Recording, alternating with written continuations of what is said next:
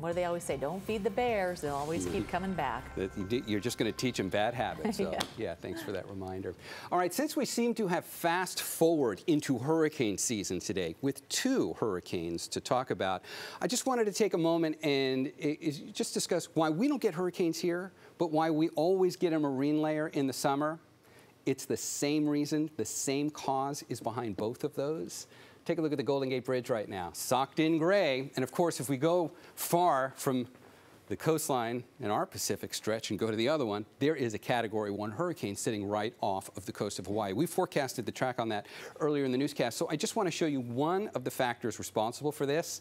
These are the sea surface temperatures, and there's a key up here. And when you start to get into the deep reds, the water's 80. This is why it's so nice to go swimming in Hawaii. And let me show you why it's so uncomfortable to go swimming here. First of all, if you want a hurricane, you have to have sea surface temperatures that are 80 degrees or more. No problem here, no problem in the Gulf of Mexico right now. But when you look off the coast of California, there's an entirely different shade. I mean, you don't see blue really anywhere else except for right here just along our coast. And that's the California Current. It's a patch of like regularly cold sea surface temperatures. You don't want to go swimming unless you got a wetsuit here. That's also what develops the marine layer. Remember where that color of blue was right off the coast? That's where you see the marine layer develop. It only develops right over that really cold water. And that's why all summer long as that California Current keeps us cold, obviously we don't have to worry about hurricanes, but it's also what develops the marine layer. So it's the sea surface temperatures behind both. Speaking of that cool air there, look what the streamlines did today. They happen to be directed right into Sonoma County, which is why the cool air over the water was pulled in for you guys. It's 75 in Santa Rosa right now. Almost the same temperature it is in San Francisco. That doesn't happen often.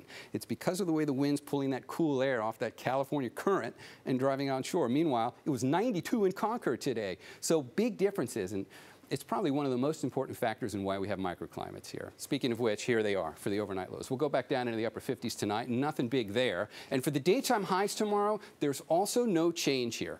These numbers are identical to what we did today. So we're not going to change a whole lot. It'll stay warmish, kind of hottish if you're inland, Concord and Livermore. Santa Rosa, you're going to get another low 80-degree day tomorrow. San Jose goes to 83. Oakland will hit 74. We'll go to 67 in San Francisco. It does change a little bit as we get into the middle of this coming week. We're going to cool back down into the mid-80s by Wednesday inland. That sounds nice.